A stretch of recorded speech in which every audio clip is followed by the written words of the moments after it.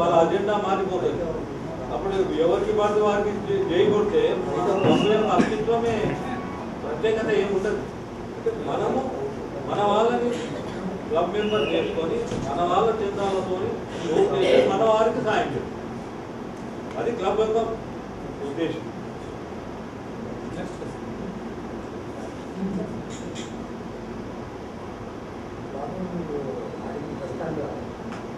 నువ్వు అడిగింది ఏంటంటే అన్నం క్లబ్ వ్యక్తిగా గవర్నమెంట్లో ఉన్న పథకాలు కూడా సక్రమంగా అందట్లేదు కాబట్టి మీరు కూడా వేసి దాన్ని అందించడానికి ఏమైనా ప్రయత్నం చేయొచ్చా అనేది మీలో ఉన్నటువంటి ఒక ప్రశ్న.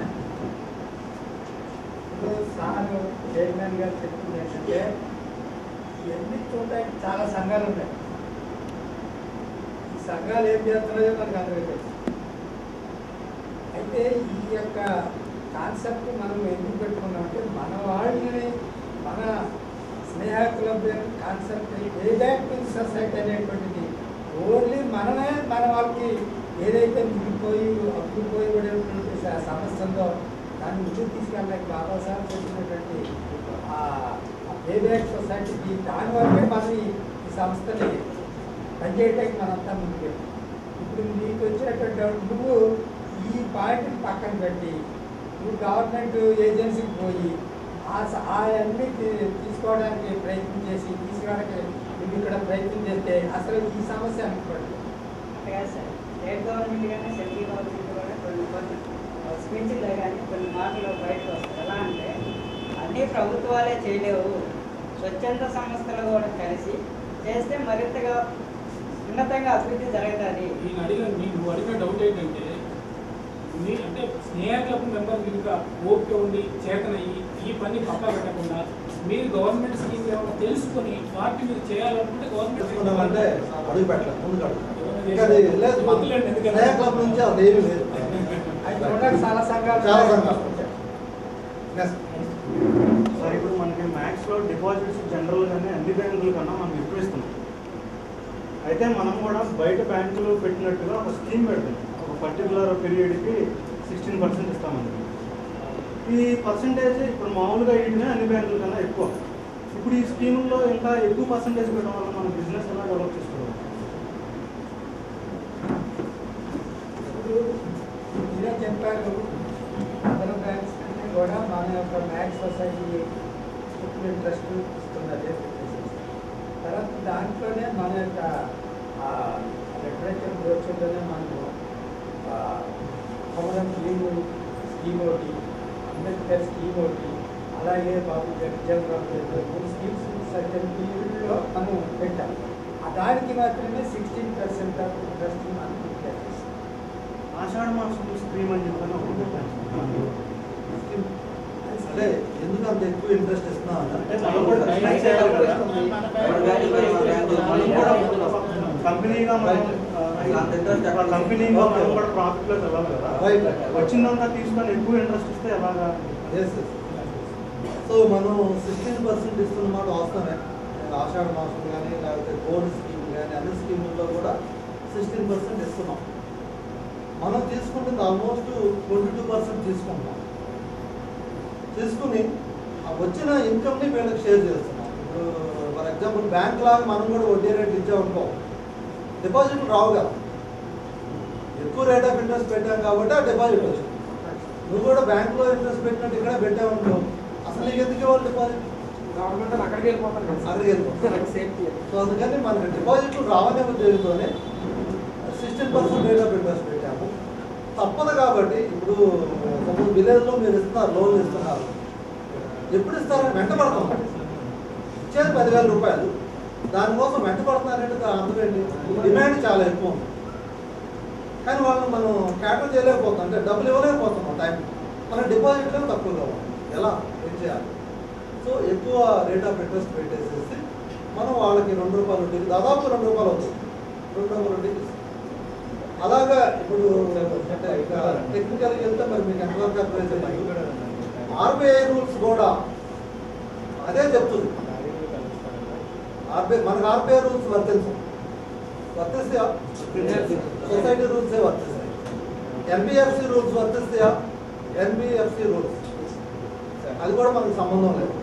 సొసైటీ రూల్సే వర్తిస్తాయి. మనం క్యాష్ ఎంత డిపాజిట్ అయినా తీసుకోవచ్చు, ఎంత లోన్ 50,000 వరకు లోన్ ఇవ్వచ్చు. ఇదంతా కండిషన్ ఏంటి? పాన్ కార్డ్ ఏమంటారు? పాన్ కార్డ్ కాదు, అసలు మనకి లోన్ ఇవ్వాలన్నా డిపాజిట్ తీసుకోవాలన్నా మన షేర్ హోల్డర్ అయింది. కంపల్సరీగా షేర్ హోల్డర్ మాత్రం అయి ఉన్నాం. అయితే మాత్రం తప్పనిసరిగా ఇవన్నీ చేయాలి. బట్ వడ్డీ ఎక్కువ ఇవ్వడానికి కారణం మన డిపాజిట్లు కావాలి. ఈరోజు మనకు 10 కోట్లు డిపాజిట్ కావాలి, మీరే అక్కడి నుంచి అడుగుతున్నారు. మరి డిపాజిట్ కావాలంటే ఎక్కువ వడ్డీ ఇవ్వాలి. 10% అంటే తెల్లపాటు లాక్ వెళ్ళిపోతారు అంతా. మనం అక్కడ ఇచ్చేది రూపాయలు వస్తుంది, యావరేజ్గా వస్తుంది. సో అందువల్ల అంటే సరిపోతుంది.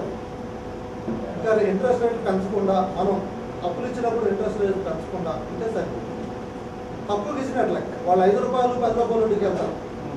సో అది మనం రూపాయలు ఇస్తున్నాం కాబట్టి ఓకే. ఇంకా ఎక్కువ వడ్డీ ఇవ్వడానికి మాత్రం కారణం అది. ఇద్దరికి లాభమే. ఇప్పుడు డిపాజిట్ చేసేవాడికి లాభమే, లోన్ తీసుకున్న వాడికి లాభం. లోన్ తీసుకున్నవాడు మైక్రో ఫైనాన్స్ అనుకోండి 5 రూపాయలు మన బ్యాంక్ లోన్ అందిస్తాం కాబట్టి 5 రూపాయలు 10 రూపాయలు వెళ్ళదు. మైక్రో ఫైనాన్స్కి మనకి కూడా తేడా ఉంది. మైక్రో ఫైనాన్స్లో లాభాలు ఎవరికి ఇవ్వరు, షేర్ హోల్డర్స్ పంచుతున్నాం. ఇక్కడ మాత్రం లాభాలు అందరికీ షేర్ హోల్డర్స్ అందరికీ దాదాపు మనకి 12,000 మంది ఉన్నారు షేర్ హోల్డర్స్. 12,000 మందికి కూడా వచ్చిన లాభాలు షేర్ అదే వాటా ఇస్తున్నాం. 13% ఇచ్చాం లాస్ట్ టైం. మ్యాక్స్ కాదు, ఫైనాన్స్ కంపెనీస్లో ఉండదు. దీనిలో మనం ఇంకా అయితే బుక్స్ ఇస్తున్నాం, పిల్లలు బుక్స్ ఇస్తున్నాం, తర్వాత కౌన్సిలింగ్ చేస్తున్నాం, తర్వాత వాళ్ళకి గిఫ్ట్లు ఇస్తున్నాం, రకరకాలుగా ఇస్తున్నాం. వచ్చిన లాభాలు ఇంకా గిఫ్ట్లు కూడా ఇస్తున్నాం. అక్కడ అవన్నీ ఉండవు, ఒక ఫ్యామిలీ లాగా ట్రీట్ చేస్తున్నాం. దీనిలో అన్ని కులాలు ఉన్నాయి. అంటే చిన్న చిన్న పేదలు అనేది క్రైటీరియాలో మనం ఎక్కువ మందికి ఇస్తున్నాం. ఇంకా అది క్లారిఫైడ్ డౌట్ ఇంట్రెస్ట్ రేట్ అనేది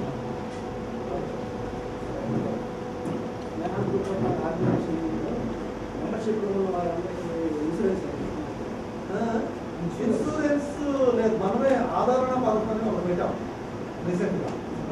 2,000 రూపాయలు కనుక ఇన్స్టాల్మెంట్లో కట్టినా లేకపోతే ఒకేసారి డైరెక్ట్ కట్టినా కానీ ఒకవేళ ఏ విధంగా చనిపోయినా 5,000 రూపాయలు మనం ఎటువంటి ఎంక్వైరీ లేకుండా మనం స్పాట్ 25,000. అది ఆ ఏరియాలో ప్రస్తుతానికి అక్కడ బ్రాంచెస్ ఎక్కడి నుంచి వచ్చాం యూజ్ చేయండి. అక్కడే ఆ ఏరియాలోనే ఎవరైతే 2,000 రూపాయలు కడతారో ఇన్స్టాల్మెంట్ కానీ ఎలాగైనా కానీ ఏ పరిస్థితుల్లో అయినా చనిపోతే 25,000 అక్కడే ఎంక్వైరీ చేసి ఇంకా అన్ని న్యూస్ ఛానల్స్ ఉన్నాయి కదా సార్. మన న్యూస్ ఛానల్ ప్రత్యేకత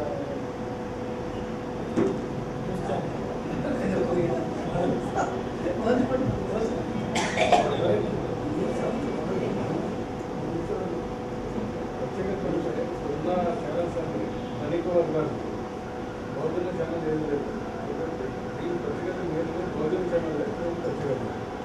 అది ఛానల్లో ఎజెండా కూడా ముందు బౌద్ధుల సమస్యల గురించి ఫస్ట్ ఫోకస్ చేస్తుంది. ఇదే డిఫరెన్స్. దాంట్లో కూడా దీంట్లో బౌద్ధులు షేర్ కూడా వస్తుంది.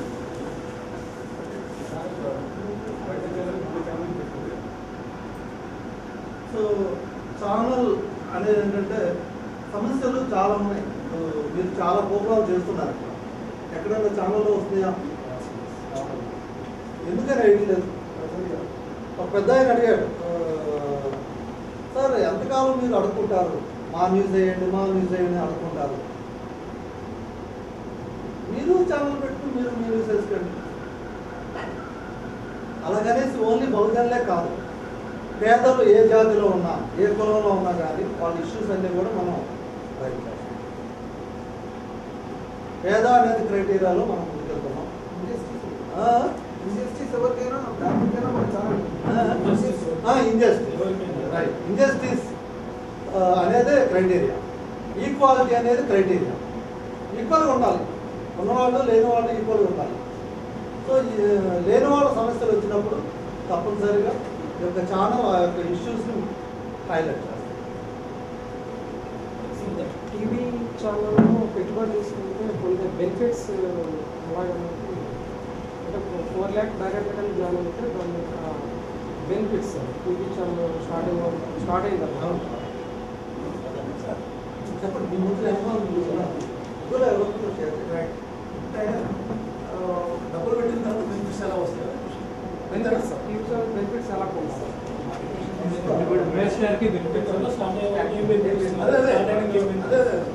ఇప్పుడు మనం డబ్బులు కట్టినప్పుడు ఆగస్టు 2016 వరకు 12% ఇంట్రెస్ట్ వస్తుంది.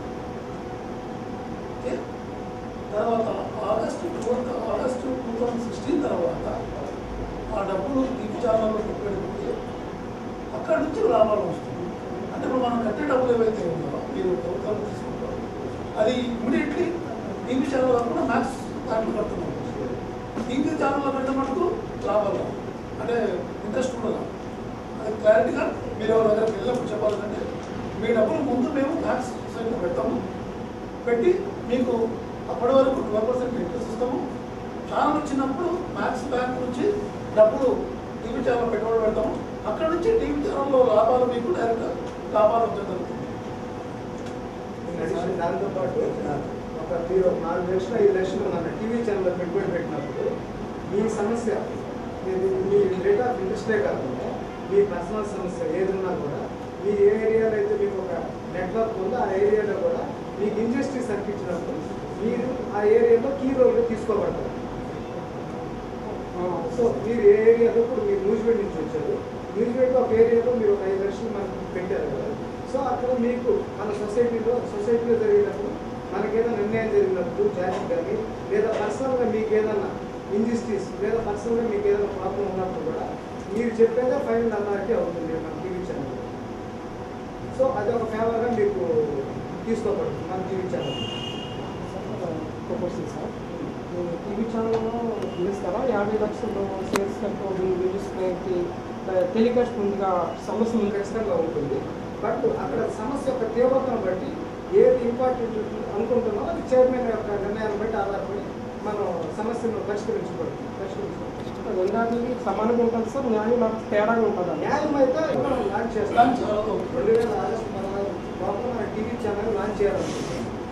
దాన్ని మనం బ్యాంక్లో ఉంటుంది కాబట్టి ఆ ఇంట్రెస్ట్ వస్తుంది. దాని తర్వాత టీవీ ఛానల్ ద్వారా వచ్చే ఇన్కమ్ ద్వారా మన షేర్స్ రూపంలో ఎంత వస్తుందో అంత ఈక్వల్గా మనం పంచబడుతూ ఉంటాం. ఛానల్ పెట్టాలంటే డబ్బులు కావాలి కదా, ఆ డబ్బులన్నీ పోగు చేయడానికి ఒక టైం కావాలి కదా.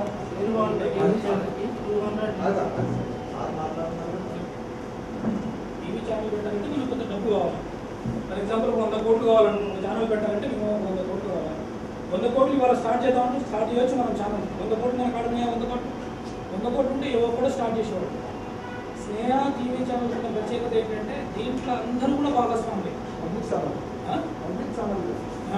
అంత పబ్లిక్ అంతా కూడా భాగస్వామి. ఏ పబ్లిక్? ఎస్సీ, ఎస్టీ, బీసీ, బాంబ్స్కు సంబంధించిన వాళ్ళందరూ కూడా భాగస్వామి. పేదలందరూ కూడా భాగస్వామి. సమస్యలు ఎవరికి ఉన్నా కూడా ఫోకస్ చేస్తుంది స్నేహ టీవీ ఛానల్. ముఖ్యంగా ఏంటంటే ఇక్కడ 2016 ఆగస్ట్ దాకా ఎందుకు వెయిట్ చేస్తున్నారు సార్? ఇవాళ స్టార్ట్ చేయొచ్చు కదా అంటే మన దగ్గర డబ్బులు లేవు కదా, అంటే డబ్బులు ఉంటే ఇవాళనే కొనేసి వాళ్ళని స్టార్ట్ చేస్తాం. ఎందుకంటే ఇది ప్రజల ఛానల్, ఒక పేదల ఛానల్ కాబట్టి అన్ని డబ్బులు మనం పోగు చేసుకోవాలి, ఒక దగ్గర ఉండవు కాబట్టి ఇంతమంది దగ్గరికి వెళ్ళి మనం అందరినీ భాగస్వామ్యంలో చేయాలి కాబట్టి అందరి దగ్గరికి వెళ్ళి ఫండ్ వసూలు చేసుకుంటే మనకు కొంత టైం కావాలి. అది 2016 టార్గెట్ పెట్టాం. By 2016 August we're going to mobilize entire fund. ఆ తర్వాత వీఆర్ ఇంత మీన్ టైం అన్ని ప్లాన్ చేసుకొని లాంచింగ్ మటుకు 2016 ఆగస్టులో పక్కా స్టార్ట్ చేస్తాం. అప్పటి వరకు మీరు పెట్టిన డబ్బులు మ్యాక్స్లో కింద డిపాజిట్ చేసుకుంటే 12% ఇంట్రెస్ట్ దగ్గర 2016 ఆగస్ట్ వరకు మీకు డబ్బులు ఇచ్చేస్తాం, ఇంట్రెస్ట్ ఇచ్చేస్తాం. ఓకే, ఇచ్చేస్తారో లేదంటే షేర్స్ పెంచుతారో అది డిపెండ్స్ ఆన్ మేనేజ్మెంట్ కన్వర్షన్. అదే దాన్ని కన్వర్ట్ చేస్తారు. ఫర్ ఎగ్జాంపుల్ మీరు 1,00,000 తీసుకున్నారు అనుకోండి, 1,00,000 మీద ఎంత ఇంట్రెస్ట్ ఉందో ఆ ఇంట్రెస్ట్ కూడా షేర్స్ కింద కన్వర్ట్ అవుతుంది. 2016లో ఛానల్ స్టార్ట్ అయిన తర్వాత మీకు ఇక లాభాలు నష్టాలు అనేది ఛానల్ నడిచేదాన్ని పడుతుంది. ఛానల్ ఫస్ట్ ఇయర్లో లాభం వస్తుందా, సెకండ్ ఇయర్లో లాభం వస్తుందా, థర్డ్ ఇయర్లో లాభం వస్తుందా అనేది బిజినెస్ని బట్టి ఉంటుంది. ఒక్కోసారి క్లిక్ అయితే సెకండ్ ఇయర్లో మనకు లాభాలు రావచ్చు, థర్డ్ ఇయర్లో లాభాలు రావచ్చు. నేను చెప్పలేము ఫస్ట్ ఇయర్లో కూడా లాభాలు రావచ్చు. వచ్చిన లాభాలను బట్టి అందరి షేర్ హోల్డర్లకు సమానంగా మీరు పెట్టిన పెట్టుబడి ప్రకారం సమానంగా మీకున్న షేర్స్ ప్రకారం దాన్ని ఇచ్చేస్తారు. ఏంటంటే ఇక్కడ ముఖ్యంగా ఈ స్టీరింగ్ కమిటీలో ఈ స్నేహ టీవీ ఛానల్ నడిపేది వేరే టీవీ ఛానల్ అయినట్టుంటే ఎవరో ఒక్కరే ఉంటారు ప్రొపరేటర్, లేదా 2-3 భాగస్వాములు ఉంటారు. ఆ 2-3 భాగస్వాములు ఏం చెప్తే అదే నడుస్తారు. ఫర్ ఎగ్జాంపుల్ ఎవరో వీళ్ళకి అడిగారు కదా, బీద వాళ్ళకు 50 లక్షలు పెట్టిన వాడికి సేమ అంటే బీదవాడు కనీసం అక్కడ దాకా అప్రోచ్ కూడా కాలేడు. ఎందుకంటే వాడు అక్కడ షేర్ హోల్డర్ కానీ వాడికి తెలిసిన వాడు అక్కడ ఆ టీవీ ఛానల్లో ఎవడు ఉండడు. కానీ అదే ఇక్కడ స్నేహ టీవీ ఛానల్లో అయినట్టుంటే 100 రూపాయలు కట్టినవాడు కూడా షేర్ హోల్డర్ అవుతున్నాడు, 1000 రూపాయలు కట్టినవాడు షేర్ హోల్డర్ అవుతున్నాడు. కాబట్టి తన సమస్యని ఈజీగా ఫ్లోట్ చేసుకోవడానికి ఆస్కారం ఉంటుంది ఇక్కడ. ఎందుకంటే ఆయన పెట్టిన సమస్యని ఇక్కడ మనం ఒక మెషినరీ పెట్టాం, ఒక సిస్టమ్ ఏం పెడతామంటే మీరు ఏ సమస్య ఉన్నా కూడా అక్కడ మీరు రికార్డ్ అయిపోతుంది. ఆ సమస్య స్టీరింగ్ కమిటీకి వచ్చేసినట్టుంటే స్టీరింగ్ కమిటీలో ఒకరితో ఉండదు, స్టీరింగ్ కమిటీలో కొంత కమిటీ ఉంటుంది. కాబట్టి ఆ కమిటీలో ఉన్న వాళ్ళందరూ కూడా ఎంతవరకు జన్మము అది మనం చేయవచ్చా చేయకూడదు అని దాని మీద నిర్ణయం చేసుకుని మీరు బీదవాడు కావచ్చు, 50 లక్షలు పెట్టినోడు కావచ్చు, సమస్య తీవ్రతను బట్టి ఇంపార్టెన్స్ని బట్టి steering committee will take decision. కాకపోతే ఏంటంటే స్టీరింగ్ కమిటీలో ఉన్న మెంబర్స్ ప్రయారిటీ అయితే ఉంటుంది దాంట్లో. కాబట్టి ఇలా కూర్చున్న వాళ్ళందరూ కూడా ఒక కాన్సెప్ట్ ఉన్న మనుషులు కాబట్టి, ఒక అంబేద్కర్ ఫిలాసఫీకి చెందిన వ్యక్తులు కాబట్టి డెఫినెట్గా బీదలకు కానీ అన్యాయం జరిగిన వాళ్ళకి కానీ తప్పకుండా చేస్తారు. 200 నుంచి 50 lakhs వరకు ఒక మెంబర్ కట్టాలి. మెంబరు 200 లేదా 50 లక్షల దాకా కట్టాలి. 50 లక్షల దాకా మెంబర్కి చాయిస్ లేదండి.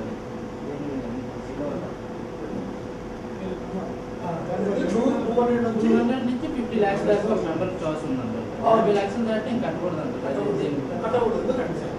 ఇప్పుడు 50 లక్షల అమౌంట్ దాటిందంటే మనం పెంచిన ఎవరైనా 10 కోట్లు ఉన్నాయని వచ్చేసేసి మొత్తం ఆయన పెట్టేస్తారు. అలా చేతులు వెళ్ళిపోతుంది కదా. ఇప్పుడు మన దాంట్లో కూడా ఎవరైతే ఈ బీద వాళ్ళు ఎవరైతే ఉన్నారో బీద వాళ్ళు కూడా డబ్బులు ఉన్న చాలా మంది అంటారు. అరే ఎట్లా భాగ్యరావు గారు